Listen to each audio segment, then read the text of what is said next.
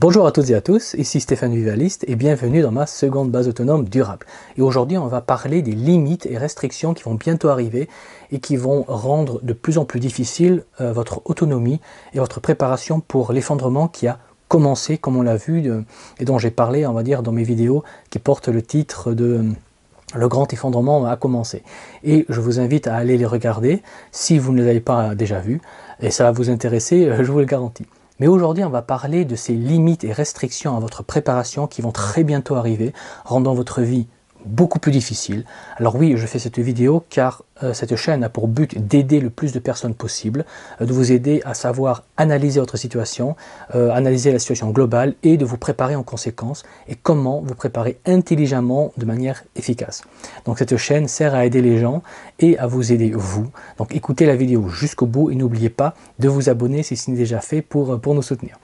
Alors je tiens à prévenir les petites natures et les âmes sensibles que je n'use pas de voile pudique. Ici on dit les choses, ici on met des baffes de réalisme dans la poire, donc si vous n'êtes pas une pleureuse ou une grosse vilaine, eh bien restez et ouvrez grand vos oreilles. Alors le premier point évident est que plus les crises vont continuer et s'aggraver, et là on parle de l'aggravation de la situation sanitaire, à la mauvaise santé des banques, et là on fait un clin d'œil à notre ami Pierre Jovanovic, ou au début on va dire de manque de ressources, et là on fait un clin d'œil à notre ami Jean-Marc Jancovici, voire du durcissement, on va dire, du gouvernement et des restrictions sur nos droits et nos libertés. Bref, vous comprenez l'idée. Et ces crises vont forcer les autorités à davantage surveiller le peuple, surtout celles et ceux qui essaient d'échapper à leur contrôle en travaillant à son autonomie ou en se préparant à l'effondrement. Car ces deux cas, ces deux types de personnes ne sont pas à 100% dépendants de l'État pour leur survie. Et des personnes libres ont les moyens de refuser la dictature, ont la possibilité de refuser les ordres de Jupiter Ier. Et plus le régime républicain actuel et bourgeois va se sentir mal, va sentir, on va dire, les crises durcir, et plus les gros bourgeois vont sentir le vent tourner, et plus ils vont réaliser qu'ils n'ont pas les moyens de se protéger de la colère populaire, des gilets jaunes par exemple. Et si les gilets jaunes deviennent violents par désespoir, ce que je ne souhaite pas évidemment, je n'appelle pas la violence clairement, je dis juste que si par désespoir les millions, voire les centaines de milliers de gilets jaunes deviennent violents, il n'y aura pas assez de forces de l'ordre pour protéger les maisons de campagne des gros bobos parisiens au pouvoir, et pire pour eux, il n'y aura pas assez de forces de l'ordre pour les protéger eux contre le lynchage populaire, et comme ils n'ont pas envie de finir comme Mussolini, pendus par les pieds et lynchés, eh bien ils vont durcir le régime de manière préventive en surveillant celles et ceux qui cherchent à se préparer pour échapper à leur dictature et pour survivre à l'effondrement. Donc vraiment, faites vos préparations maintenant, car dès que les puissants vont sentir le vent tourner pour eux, ils vont limiter votre capacité à vous préparer pour éviter que trop de personnes échappent à leur contrôle. Car ils font ce qu'ils veulent d'un mouton à 100% dépendant d'eux, mais c'est plus compliqué de forcer un lion ou une lionne autonome à obéir aux ordres au doigt et à l'œil. Car, on va dire, couper les aides à une personne autonome n'a que peu d'impact, alors que pour quelqu'un à 100% dépendant de l'État, voir ses aides coupées, on va dire, signifie la mort. Donc le mouton obéit, le lion ou la lionne a les moyens de dire merde et de dire non. Donc à un moment, le régime va vouloir limiter votre capacité à être autonome et à vous préparer. C'est pourquoi il faut vous préparer maintenant que l'État le permet encore, car une fois que les puissants sentent le vent tourner, et on voit déjà l'intensité des manifestations des gilets jaunes augmenter au point que les puissants commencent à se poser des questions. Donc ça peut aller très vite. Les restrictions peuvent venir très rapidement, donc ne perdez pas trop de temps et préparez-vous. Donc les premières limitations et restrictions seront d'ordre légal venu de l'État. Ça, c'était le premier point. Maintenant, le second point, donc le second élément qui va vous limiter est tout simplement la raréfaction des matières premières. Et oui, qui dit moins de pétrole, moins de ressources et autres matières premières, dit forcément moins de production et moins de pétrole et moins de production ajoutée aux restrictions sanitaires de nouveaux confinements, et vous aurez aussi moins de transport. Donc moins de produits seront disponibles. Si vous voulez savoir si un nouveau confinement va venir, je vous invite à aller regarder après cette vidéo, ma vidéo, un nouveau confinement arrive, voilà pourquoi. Et cette vidéo va donc vous intéresser. Donc à un moment, même si vous voulez vous préparer, eh bien vous ne pourrez pas, car vous ne pourrez tout simplement pas vous faire livrer le matériel nécessaire. Et pire, quand les pénuries seront réellement sévères, vous n'aurez légalement plus le droit de vous préparer, car l'État sera alors obligé de réquisitionner ce qui est disponible pour organiser un rationnement. Mais on n'en est pas encore là aujourd'hui. Mais si on continue à avoir des mauvaises récoltes comme cette année, et si on a encore, on va dire, des restrictions sanitaires au niveau mondial, il n'est pas impossible qu'on commence à manquer en France. Et s'il y a des pénuries, vous ne pourrez plus faire de stock. Vous ne pourrez plus vous préparer et ce sera trop tard. Donc vraiment, je ne peux que vous encourager à réellement vous préparer, à vraiment faire vos stocks et réserves, car demain, ça pourrait ne plus être possible. Et j'aimerais juste faire une petite parenthèse pour dire que YouTube a permis et permet encore à pas mal de gens de réaliser à quel point la situation est grave et à apprendre à mieux se préparer et comment se préparer. Alors moi, personnellement, je suis très content avec YouTube et je suis très reconnaissant que YouTube existe. Et je ne dis pas ça pour faire plaisir aux GAFA, je suis sérieux. Soyons honnêtes, sans YouTube, vous ne sauriez pas comment vous préparer correctement. Et je dois dire que moi-même, j'ai appris pas mal de choses grâce à YouTube.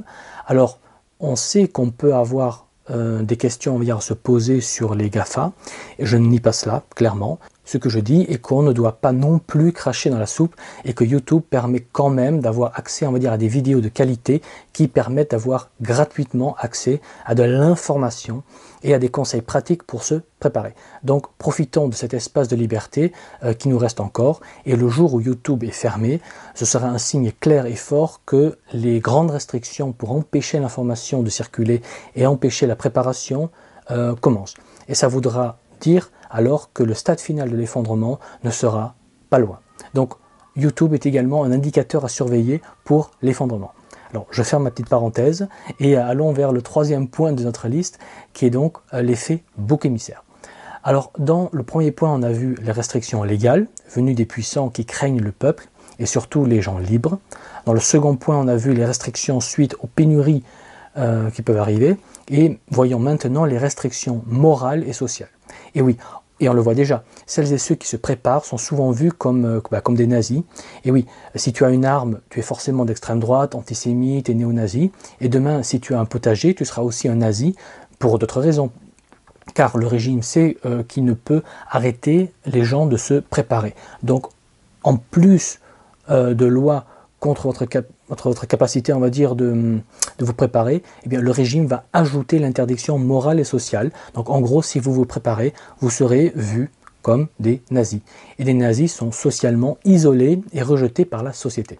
Ainsi, si vous avez une arme ou tout simplement des réserves, vous serez ridiculisé, humilié et présenté comme un fou ou un parano hystérique qui a peur de son ombre, car le message officiel est que tout va bien, Macron veille sur nous et rien ne peut nous arriver. Donc se préparer est ridicule et seulement, on va dire, des personnes débiles, tarées, inaptes, consanguins ou je sais pas quoi, ou inaptes à la vie en société, eh bien se préparent. Seulement ces gens se préparent et ça va vous limiter, car si dans votre propre famille on vous prend pour une folle ou un parano, vous allez vous-même vous limiter et vous allez vous-même vous empêcher de vous préparer.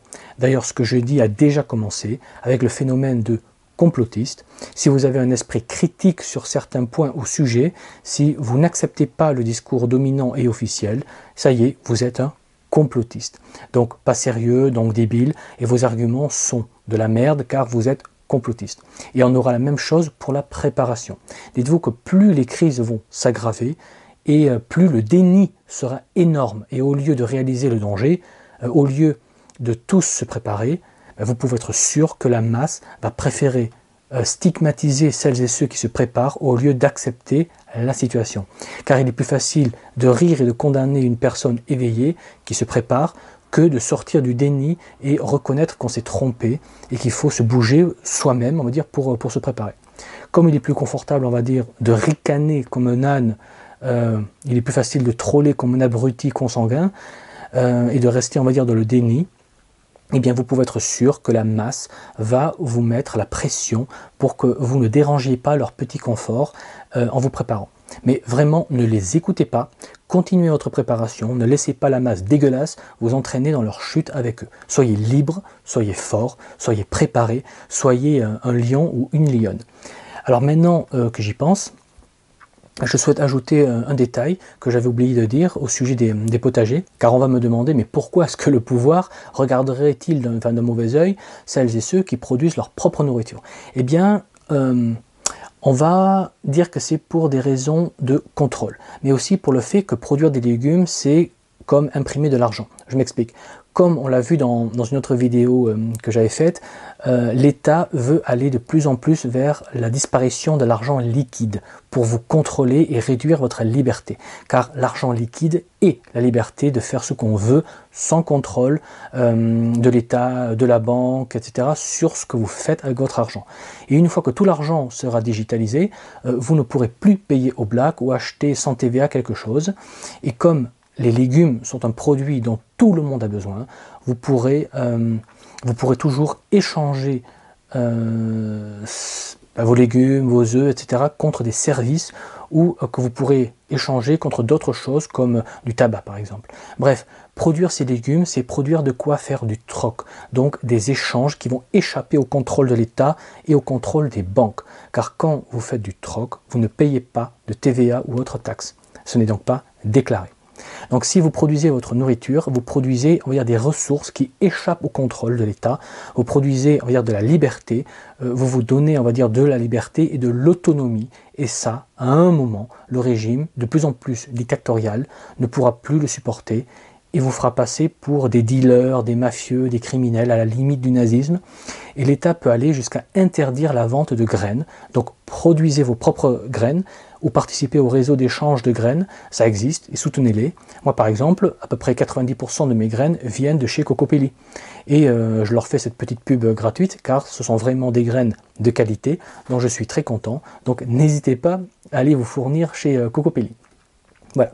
En tout cas, moi je vous rassure, nous n'en sommes pas encore là aujourd'hui, mais reconnaissez quand même qu'on s'y rapproche. L'État est de plus en plus autoritaire et réduit de plus en plus nos libertés, et ça ne semble pas vouloir s'arrêter. Donc à un moment, on y sera, mais on a encore un peu de temps, donc vraiment je ne peux que vous encourager à vous préparer maintenant, car maintenant vous pouvez encore vous préparer. Vous pouvez encore faire vos stocks, donc profitez-en tant que vous le pouvez encore, car dès que ce n'est plus possible, ce sera fini, les jeux seront faits et les regrets ne serviront à rien. Donc vraiment, faites le boulot, faites le travail, préparez-vous et anticipez. Je ne peux que vous encourager à produire votre nourriture, votre tabac, vos graines, car on est quasiment au point où produire ces ressources deviennent de la résistance, car les gens auront toujours besoin de manger, de fumer et de planter leurs légumes. Et si en plus vous apprenez à bricoler, à réparer et que vous produisez votre propre eau et électricité, là vous êtes clairement libre et un résistant actif contre le système, car vous produisez, on va dire, des ressources et vous avez des compétences qui échappent au contrôle de l'État et des banques.